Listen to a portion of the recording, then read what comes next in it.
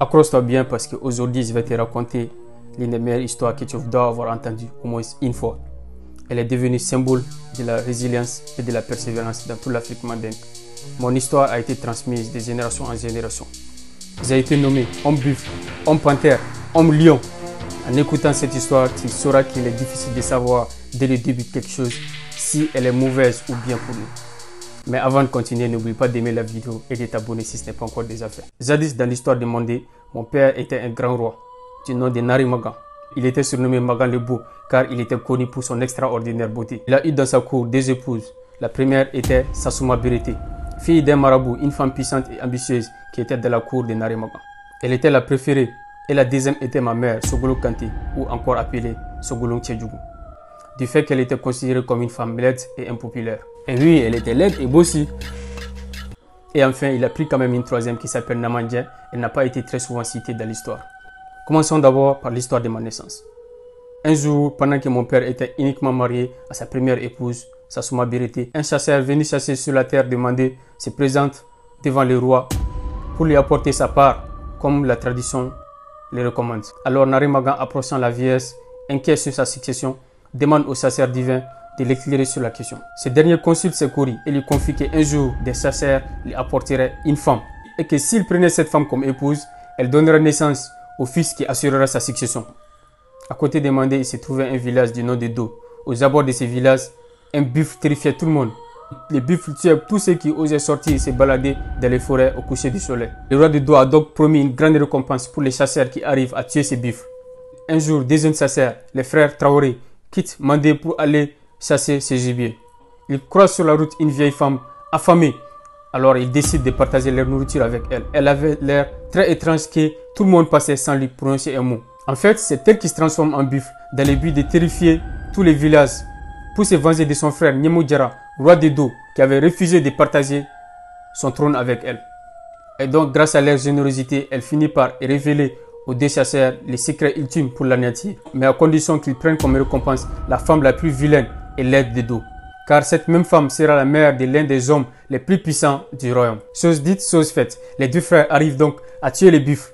Et une fois de retour à Do, ils demandent au roi de rassembler toutes les femmes du village pour qu'ils puissent enfin choisir une comme récompense. Contre toute attente, l'un des frères se rappelant de la promesse qu'ils avaient faite, ils choisissent donc cette femme qui était la plus vilaine du village, qui était Sogolo Kanté. Le choix est tellement paradoxal que même le chef Nyemo Diara n'a pu se retenir de rire. Mais sur le chemin de retour, les deux frères essaieront de dompter Sogolo sans succès. Alors ils décident de se rendre à la capitale de Mandé, du nom de Nyeni ou Nyeniba, pour proposer Sogolo en mariage au roi Nari Magan. Et une fois arrivé, je ne vous le dis pas, Sogolo était tellement si laid que le roi détournait son regard. Mais il a accepté leur proposition du fait qu'il se rappelait de la prédiction que les chasseurs lui avaient faite auparavant. Il décide donc d'organiser le mariage pour prendre Sogolo comme deuxième épouse. C'est alors ainsi que ma naissance a eu lieu. Je suis donc fils du roi Nari Magan et de Sogolo Kanté, Sogolo la vilaine. Cependant, j'étais né infirme. Des années passent, mais je n'arrive toujours pas à marcher. J'ai vu une enfance difficile. On dit que j'étais un enfant très gourmand. Ah, tu aimes manger? D'ailleurs, l'historien Djibril Tamsir Niang me décrit dans son livre L'épopée mandingue que ma tête était si grosse que je semblais ne pas pouvoir la porter. Mais pendant ce temps, j'ai continué à apprendre à avoir le self-control et à développer des stratégies militaires. Contre toute attente, mon père venait à mourir sans voir son fils marcher.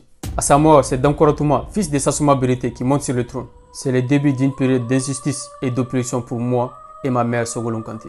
Un jour, manquant de condiments, ma mère alla demander quelques feuilles de baobab pour préparer son repas. L'imputable Sassouma refuse et elle l'humilie devant toute la cour.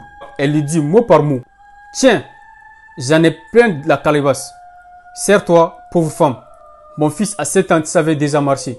Et c'est lui qui allait me cueillir ces feuilles. Prends donc, pauvre femme, puisque ton fils ne vaut pas les miens. En voyant ma mère humiliée, en pleurs, je décide de marcher. Je demande à mon guerrier attitré, Bala Fasake, de m'apporter une canne pour m'aider à me lever. Aucune des cannes apportées ne résiste à mon poids et à ma force. Tous se brisent.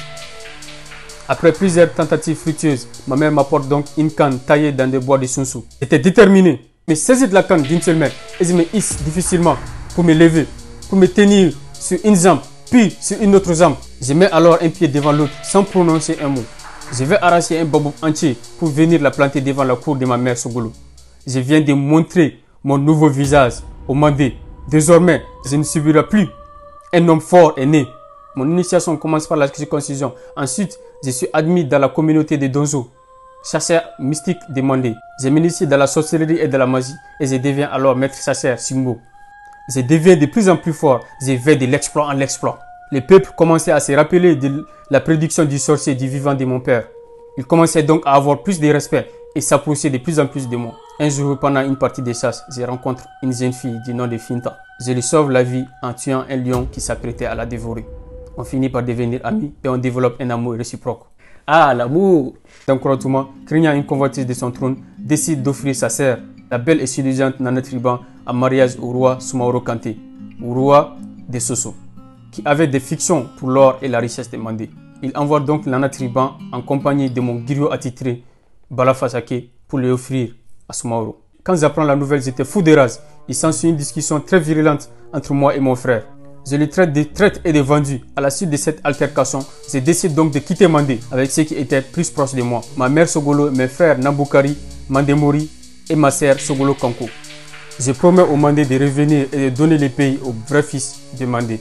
L'exil nous conduit de pays en pays car personne ne voulait nous garder assez longtemps pour ne pas s'attirer les races de mon frère Dankoroutuma et de son allié Soumaoro. Nous sommes finalement accueillis à Mema comme des héros pour y avoir sauvé la vie de l'unique héritier du trône, du nom de Kamelen Kendi.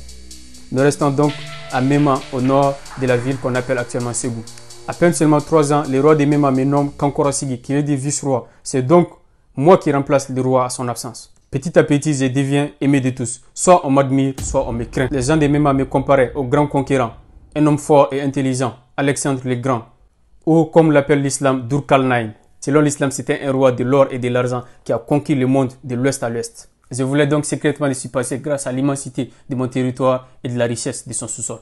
Pendant ce temps, l'intrépide et l'impitoyable Soumaoro, fort de son pouvoir magique et grand sorcier chasseur, lui aussi ambitionne de conquérir tout l'empire du Ghana. Sa soif de puissance le guide ensuite à la conquête du royaume de son allié et beau-frère, car il convoite plus que tout l'or des Mandés.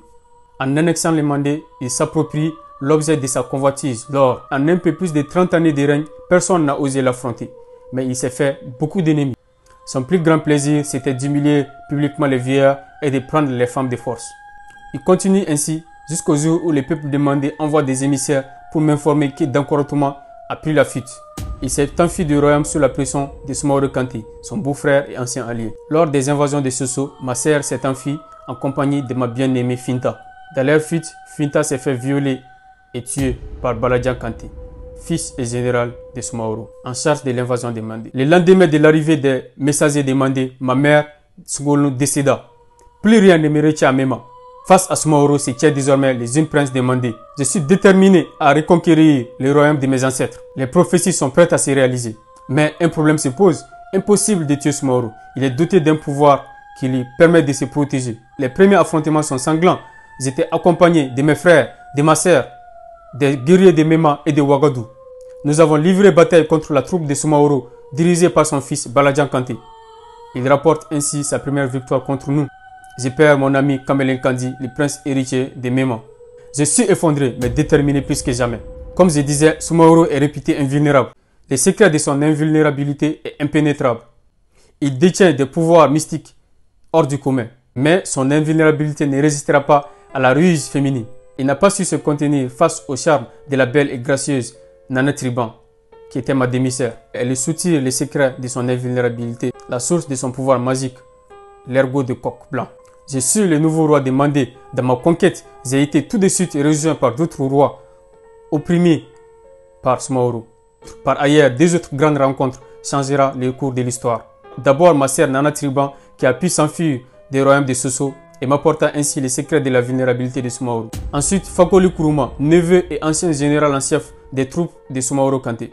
Ce dernier nourrit un fort ressentiment à l'encontre de Soumaoro, qui lui a pris sa femme et a brisé les pactes de sang en attaquant le royaume de son père. Il ne lui pardonnera jamais cette humiliation et se rallie à moi. Je me sens donc prêt pour la dernière bataille qui aura lieu à Kirina. En pleine bataille, je blesse Soumaoro avec une flèche portant à son bout un ergot de coq blanc. Soumaoro, sentant son pouvoir l'abandonner, prend la fuite. Je le prends aussitôt en sas avec Fakoli. C'est le début d'une grande légende. Certains disent qu'il s'est transformé en ouragan pendant la fuite. D'autres affirment qu'il s'est changé en une statue de pierre. La plus répandue affirme qu'il s'est changé en un énorme oiseau noir. C'était donc mon histoire. Je suis fils du roi Naremagan et de Sogolon Kanté. Je suis Soundiata Keita, né en 1190 dans le royaume de Mandingue. Au cours de l'histoire, j'ai remporté de nombreuses victoires et j'ai finalement fondé l'Empire du Mali, qui s'étendait sur une grande partie de l'Afrique de l'Ouest. Si tu as regardé la vidéo jusqu'ici, n'hésite pas de laisser un pouce bleu et de partager. Soundiata Keita était un dirigeant bienveillant qui a apporté la paix et la prospérité à son peuple. Il a promulgué des lois pour protéger les droits des femmes, des enfants et des handicapés et a encouragé le commerce et l'agriculture dans tout l'Empire. Malgré sa mort en 1255, Soundiata est devenu une figure légendaire de l'histoire de l'Afrique. Merci d'avoir regardé la vidéo. Peace.